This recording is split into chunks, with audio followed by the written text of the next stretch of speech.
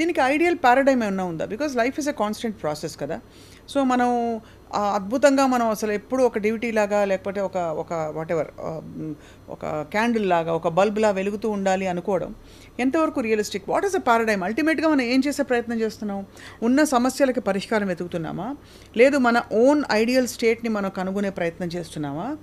లేదు కర్మ సిద్ధాంతాలు నమ్మే వాళ్ళకి కర్మల్ని మొత్తం మనం బర్న్ చేసి ఒక దైవత్వం అని చెప్పే ఒక అంశానికి దగ్గర అవుతున్నాం. What is it that we're trying? So ఒక థింగ్ ఏంటంటే అండి, మనం ఈ స్పిరిచువల్ పాత్లో ఒకసారి వెళ్ళాము అంటే analysing. So once you're analysing, once you're thinking, right, you're actually burning the magic. Okay, so once you do not analyze, the magic begins. Okay, so అలా అని ఏమవుతుంది నా లైఫ్లో అయిపోని అని ఉండటం కాకుండా, సో ఇప్పుడు ఏమవుతోంది అది మనం ఫేస్ చేయగలిగే కెపాసిటీ మనలో మనం తెచ్చుకోవాలి.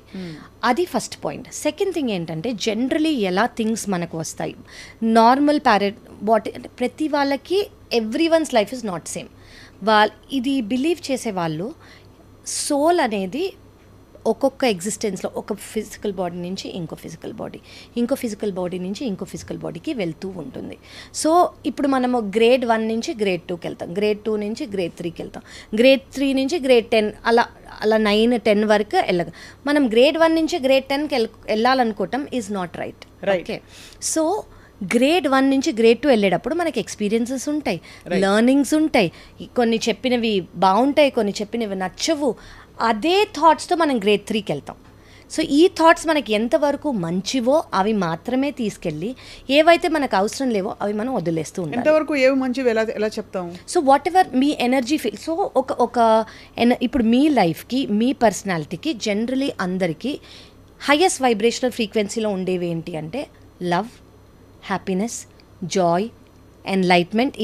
ఇవి ఇచ్చేవేవి మీరు ఎక్కువ ఆలోచించక్కర్లేదు.